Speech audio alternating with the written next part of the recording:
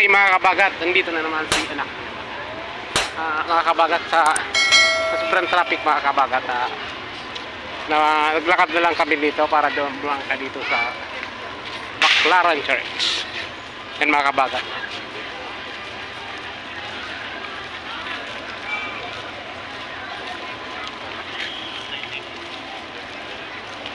Punta muna tayo doon mga kabagat sa simbahan kasi nandito na rin tayo mga kabagat. I-grab na natin ang opportunity na ito para makapagtirik man lang ng kandida. Daming tao. Yan.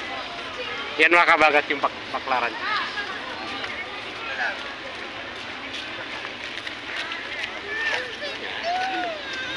Samba.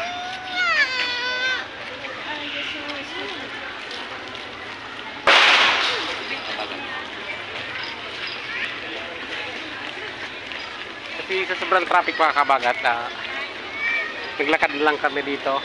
I-grab na namin itong opportunity na to para makapagsimba, makapagtirik man lang ng kandila. Kasi tagal ko na dito ang plano balik dito para magsimba. Kasi tuwing nag-abroad po ako mga kabagat, talaga nagsisimba ako rito. Nagtitirik pa ako dito mga kabagat ng kandila sa tuwing alis ako punta ng ibang bansa. Nakaton.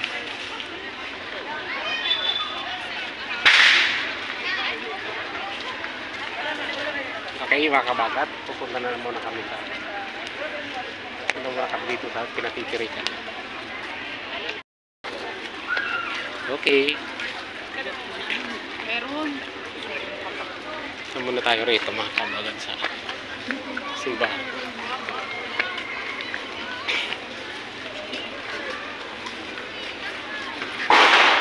Okay mga kabagat, patingin ko muna sa cellphone ko para mapag-pray dyan. Okay mga kabagat, tapos na pa tayo magtirik. Yun ang sinasabi ko mga kabagat. Tuwing mangingibang bansa po ako, dito ako dumadaan. Kasi alam mo mga kabagat, naluluha talaga ako rito pag napunta ko rito. Tuwing pupunta ko dito mga kabagat, naluluha ako rito.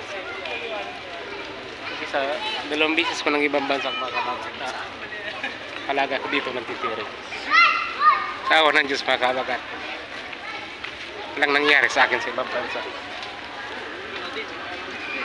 Naiyak pa ako mga kabagat kasi sobrang emotional ako talaga pag pumupunta ko dito mga kabagat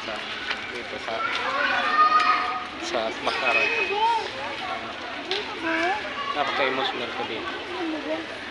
Pero mga kabagat alam niyo, dito ko rin nakakilala yung mga dito sa Baclaran. Dito ko lang.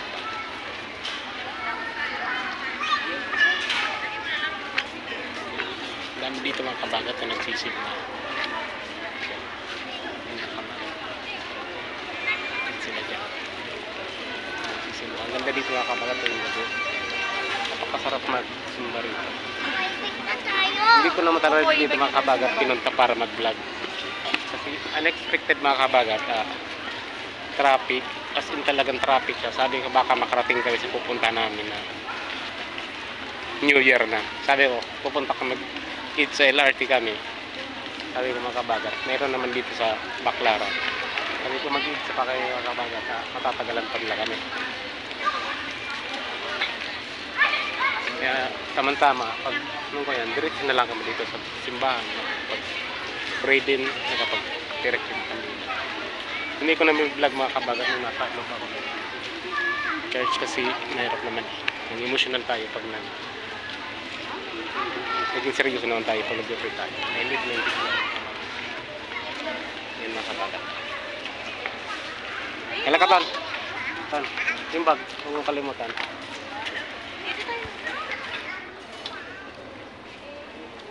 Yan mga kabagat. Dito tayo rin sa tapos na po yung misa. Kaya sabi ko kapag video man lang dito check ko tamang opportunity ito para kapag-vlog ko. Nag-live sana kung kumakabagat sa YouTube kasi walang enough na internet. Maganda sana yung live natin sa YouTube. Kaso lang, tayo sinapunta. Okay, mga kabagat. Hanggang dito lang muna mga kabagat kasi uwi muna kami ng trabaho namin sa Cubao.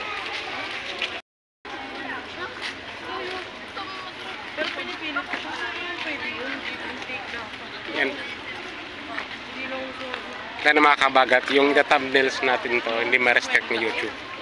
Kasi ilalagay kong thumbnails, yung chart niya talaga.